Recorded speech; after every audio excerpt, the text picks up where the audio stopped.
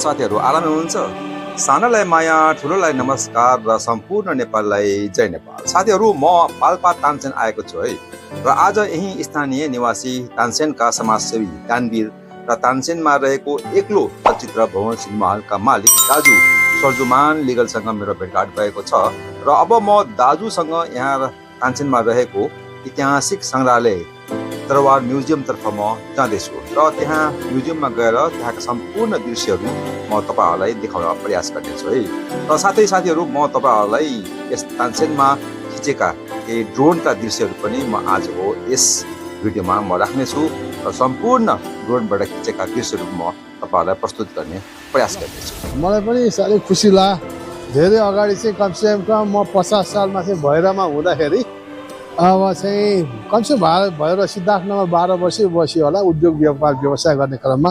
त्यति बेला चाहिँ हाम्रो शिव भाइ चाहिँ भैरवमा भेट हुनु भएको थियो र उहाँले एउटा चाहिँ युवाहरूलाई देखि लिएर वृद्धहरूलाई चाहिँ एउटा चाहिँ त्यहाँ सन्तुष्टि स्वस्थ बनाउनको निम्ति एउटा चाहिँ खोल्नु भएको थियो एक्सर्साइज गर्ने चाहिँ रुम। त्यति बेला हामी सायद त्यति बेला म निदान दाइले पनि सम्झाउन चाहन्छु, उहाँको पनि त्यति बेला उपस्थिति हुनुहुन्थ्यो। त्यति बेला पञ्चरकन्याका ध्रुव दाइ पनि उपस्थित हुनुहुन्थ्यो र धेरै साथीहरू एउटा आज त्यहाँ चाहिँ मनुवा ग्रुपको रूपमा पनि हुनुहुन्थ्यो। उहाँहरू सबै सहभागी हुनुहुन्थ्यो। त्यति बेला आफूले अति स्वस्थ बनाएको मलाई याद छ।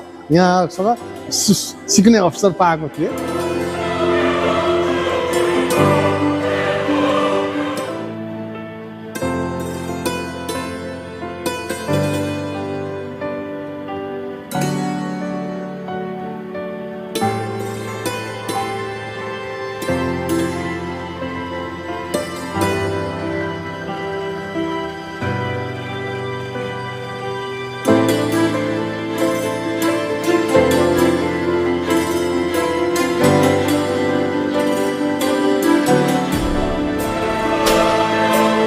शिव प्रभुजी अधिकारी बस्ने स्थान थियो, मालपो थियो, नापी थियो, सबैहरू चाहिँ जनता सेवा गर्ने स्थानको रूपमा यो ठाउँ थियो क्या। अब पछि चाहिँ यो माओवादी दण्डकालमा छैन, यो भत्किएपछि यो पुनर्निर्माण गरेको हो यो होइन।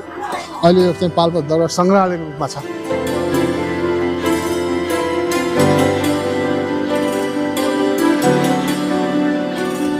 ल साथीहरु, म यहाँ सङ्ग्रहालयमा आइपुगेको छु।